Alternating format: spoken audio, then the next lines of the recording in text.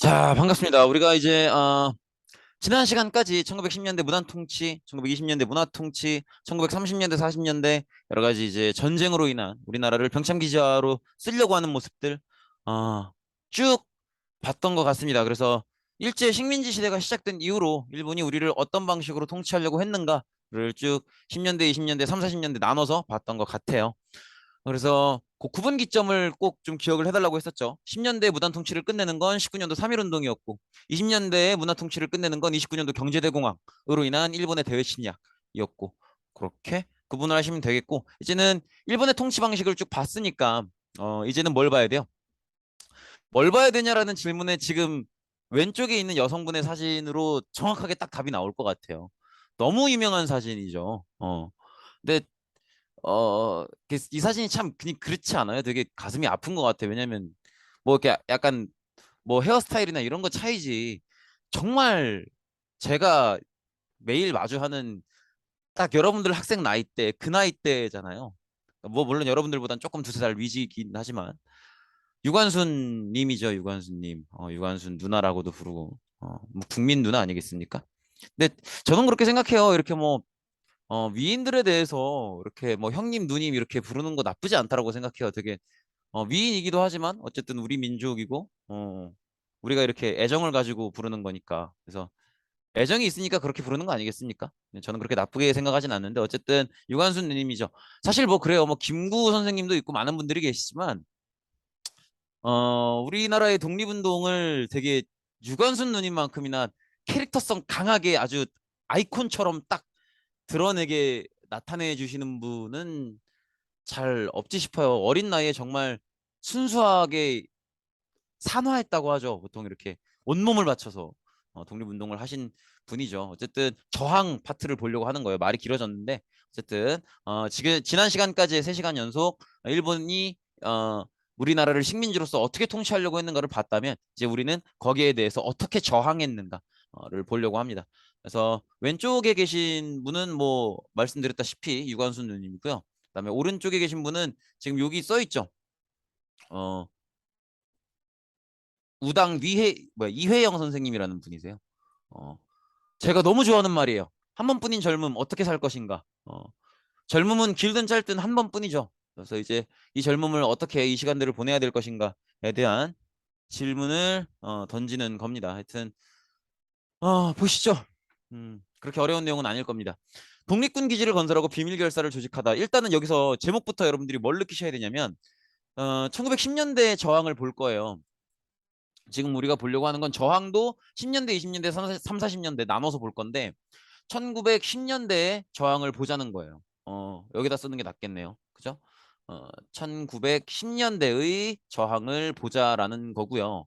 1910년대의 저항은 어떤 방식일지를 생각해 보셔야 돼요.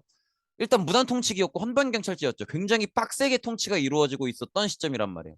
그렇기 때문에 우리의 독립운동도 거기에 맞게 대응할 수밖에 없죠. 그렇기 때문에 일단은 국내에서 독립운동은 쉽지 않아요.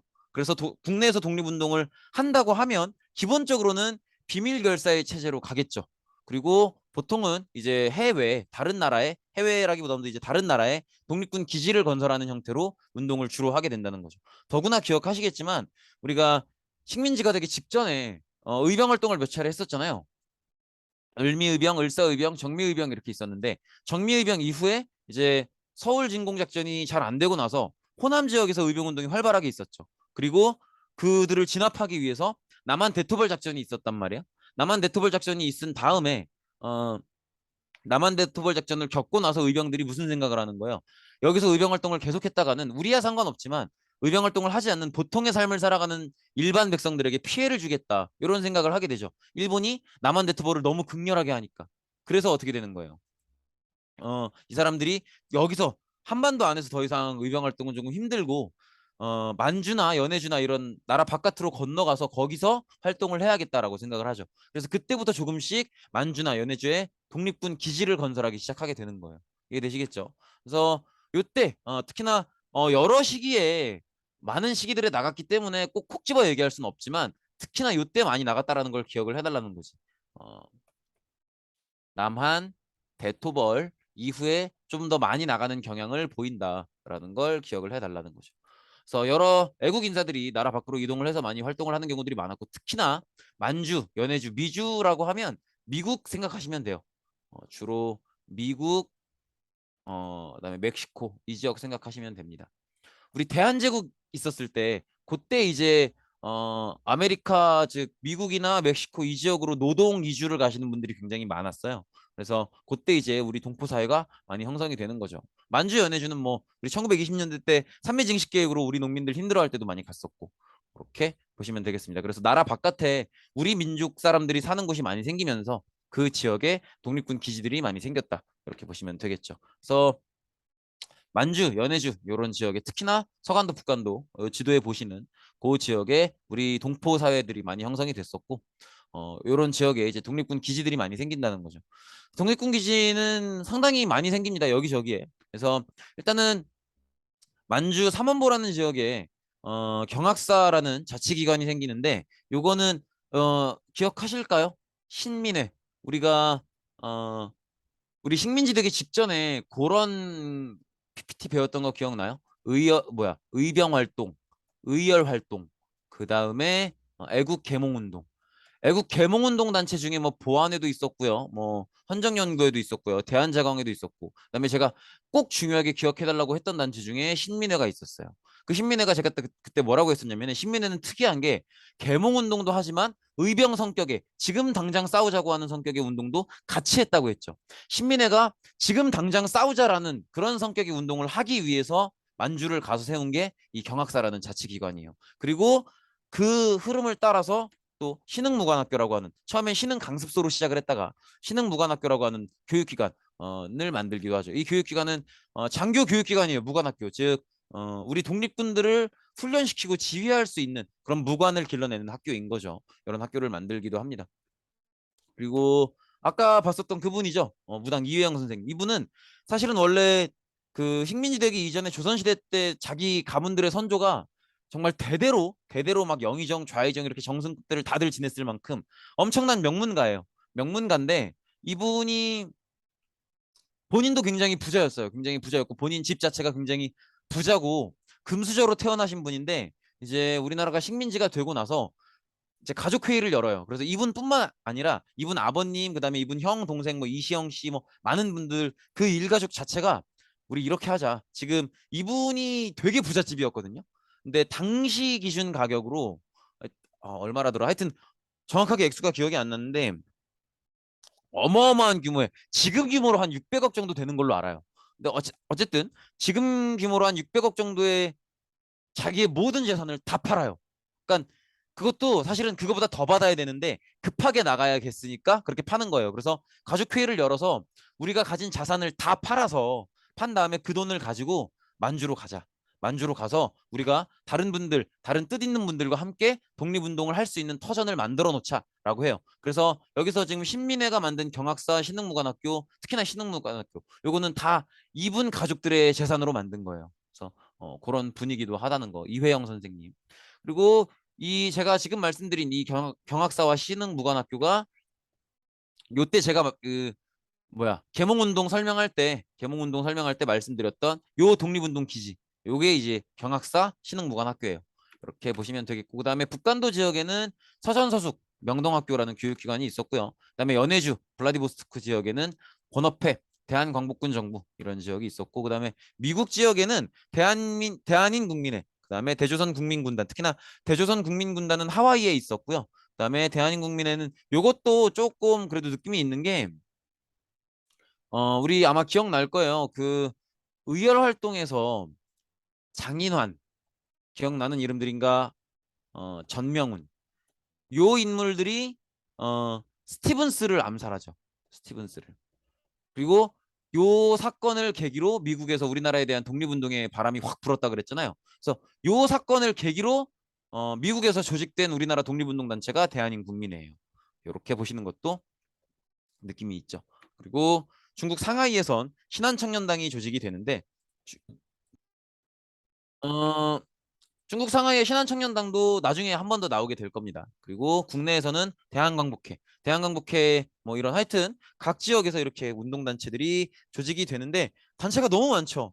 근데 이게 사실 여러분 선배들은 이걸 다 외웠거든요. 제가 다 외우라고 했었어요. 근데 지금 여러분들은 시험 범위가 너무 넓기 때문에 이걸 다 외우기는 조금 어렵고, 음, 요게 제일 중요합니다. 신흥무관학교. 너무 중요해요. 신흥무관학교. 나머지 것들은 그래도 적어는 두세요. 다 사실은 다 중요해. 다 중요한데 여러분들 시험 부담이 너무 크기 때문에 제가 문제는 다 안 내겠다는 거예요. 근데 그래도 요거는 문제 낼 의지가 있습니다, 제가. 그렇기 때문에 신흥무관학교는 꼭 기억을 해 두시기 바랍니다. 신흥무관학교 너무 지워졌는데. 신흥무관학교는 꼭 기억을 해 두세요. 이렇게 보시고, 요게 이제 각 운동기관들이 특히나 만주 연해주 지역에 너무 몰려 있기 때문에 그 위치를 표시해 둔 건데, 그냥 한번 요거는 사실 제가 막 지도를 펼쳐놓고 지도에서 위치를 물어보고 그러기엔 너무 어려워요. 그러니까 그냥 참고 삼아 봐 두시고, 우리 옛날에 종교 배울 때 대종교 기억나시죠? 대종교가 뭐 나철, 오기오 이런 분들이 세웠고 단군을 믿었다 그랬잖아요. 그래서 가장 민족적인 종교고, 그렇기 때문에 이제 만주 지역에서 굉장히 독립운동 단체에 지원을 많이 했다 그랬잖아요. 이 대종교를 중심으로 만들어진 단체가 또 중광단이기도 해요. 이렇게 뭐 이런 부분들 그냥 참고 삼아 알아두시면 좋을 것 같습니다. 뭐 시험에 내기까지는 조금 무리이지 싶고, 아, 그리고 이제 독립의지가 점점점 무르익는 사건이 생깁니다. 뭐냐면 1차 대전이 끝이 나요. 1919년에 1차 대전이 종전이 되고요. 파리 강화회의가 개최가 됩니다. 그리고 여기서 우리가 사실 다 배웠던 내용이에요. 미국의 윌슨 대통령이 민족자결주의를 제창하게 되죠. 이분이었죠. 그래서 민족자결주의는 뭐였어요? 이거 사실 제가 말씀 안 드려도 기억나야 돼. 민족자결주의가 뭐였어요? 모든 민족의 운명은 누가 결정한다? 스스로 결정한다. 그래서 민족의 운명은 그 민족이 스스로 결정해야 된다. 이 얘기는 사실 결국 뭘 의미하는 거라 그랬어? 약소국들이 독립을 해야 된다라는 걸 의미한다고 했는데 한계점이 있었죠. 약소국들이 뭐야? 약소국 작은 나라들이 독립을 한다라고 하는 건 이 나라들이 식민지에서 벗어난다는 거잖아. 그러면 지금 식민지를 갖고 있는 나라들이 식민지를 포기하라는 얘기잖아요. 그러면 승전국들이 그렇게 하겠어요? 안 한단 말이야. 그러니까 이거는 승전국한테만 적용된다는 한계점이 있죠. 아니, 패전국들한테만. 미안합니다. 패전국들이 갖고 있는 식민지만 독립을 시킨다라고 하는 한계점이 있다라는 거죠. 그래서 우리는 사실은 민족자결주의가 주장이 되니까 우리가 혹시 우리도 식민지 상태에 있으니까 우리가 주장할 수 있는 부분이 있지 않을까 싶어서 중국 상하이에 있었던 신한청년당에서 파리강화회의에 김규식이라는 분을 파견을 하게 돼요. 왜냐하면 독립선언서를 제출하기 위해서. 이분이 김규식 씨고요. 김규식 선생님이시고요. 파리강화 회의에 파견이 되셨고, 김규식 선생님은 나중에도 여러 번 이름을 보게 될 거예요. 그래서 꼭 이름을 기억해 두시기 바랍니다. 독립선언서를 제출하기 위해서 파리강화 회의에 김규식 선생님이 파견이 되고요. 그리고 요 지역에 이제 요 지역이란다. 요때 이제 요 시즌에 만주 지역에서도 우리가 이제 독립을 할 수 있는 건가? 1차 대전이 끝나면서 이런 분위기가 일면서 대한독립선언서를 발표하게 돼요. 그다음에 이게 가장 결정적이었어요. 오히려 그 식민지 본국의 중심에 있는 수도죠, 수도.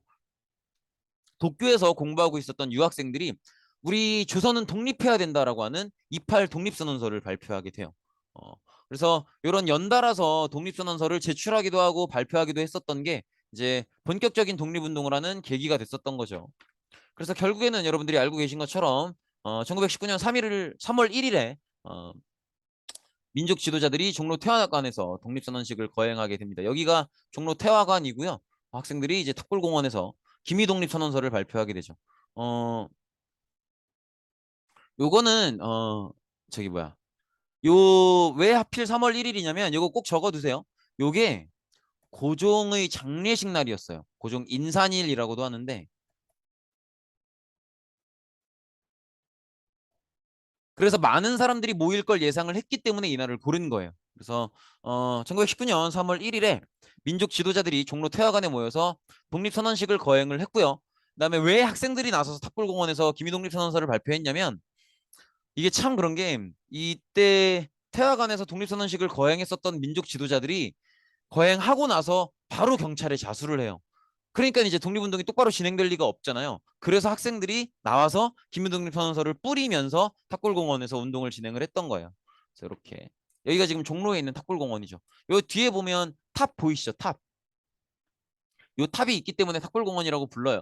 그래서 여기서 3.1 운동이 시작되었다. 이렇게 보시면 되겠고, 그래서 뭐 대도시에서 중소도시로 다시 농촌으로 전국적으로 확산되었다 이렇게 나와 있는데 이거 이렇게 길게 보실 거 없고요. 그냥 전국이 다 했다 이렇게 생각하시면 돼요. 그래서 5만 사람들이 다 했다.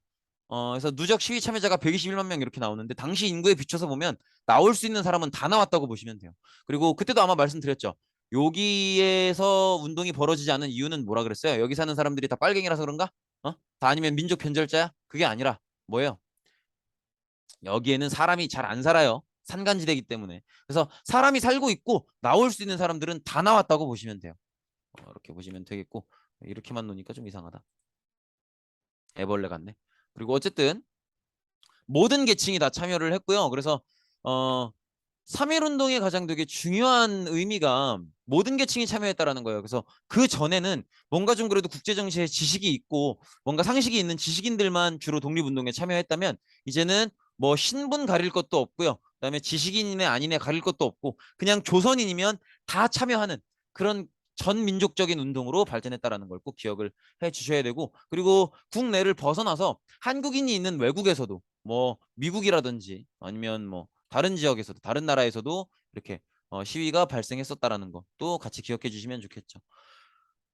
그리고 일제는 당연히 여기에 대해서 진압을 하는데 이걸 무력으로 진압을 해요. 그래서 막 여기다 총을 쏘기도 하고요. 많은 사람들이 죽거나 다쳤습니다. 그리고 체포된 경우에는 이렇게 아무리 어리더라도 고문을 하거나 이런 경우들도 많았죠. 그래서 그 대표적인 피해자가 바로 유관순 누나죠.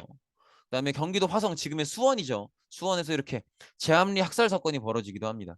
어, 여기 이제 제암리의 교회에다가 사람들을 불러 모아놓고 그리고 사람들을 다 죽이고 또 빠져나오는 사람들을 막 총으로 죽이고 이런 사건이었는데 여기 이제 제암리 사건을 설명한 글이에요. 쭉 읽어보시면 한번 일시정지하고 눌러보시는 거, 뭐 읽어보시는 것도 괜찮을 것 같아요. 1919년 4월 15일 오후 2시경에 아리타 도시오 일본 육군 중위가 이끄는 일단의 일본 군경이 앞서 만세운동이 일어났던 제암리에 도착해서 마을 주민 약 30여 명을 제암리 교회에 모이게 했다. 주민들이 교회당에 모이자 아리타는 출입문과 창문을 모두 잠그게 하고 집중 사격을 명령했다. 그때 한 부인이 어린 아기를 창밖으로 내어놓으면서 아기만은 살려달라고 애원했지만 일본 군경은 그 아이마저 찔러 죽였다. 이 같은 학살을 저지른 일제는 증거인멸을 위해서 교회당을 불을 질렀고 아직 죽지 않은 사람들이 아우성을 치면서 밖으로 나오려고 했지만 모두 불에 타 죽었다. 이때 교회당 안에서 죽은 사람이 23명, 뜰에서 죽은 사람이 6명, 도합 29명이 죽었다. 이것으로도 부족해서 일제는 인근의 교회 건물과 민가 등 31개의 집에서 불을 질러서 또다시 살상자를 내었다. 이와 같은 일제의 만행은 선교사들의 분노를 사게 해서 스코필드는 현장으로 달려가 그 생생한 모습을 사진에 담아 수원에서의 장학행위라는 보고서를 작성해서 미국에 보내서 여론화하였다. 1982년 제암리 학살 현장 유적은 사적 제299호로 지정되었다. 이렇게 한번 읽어드렸습니다.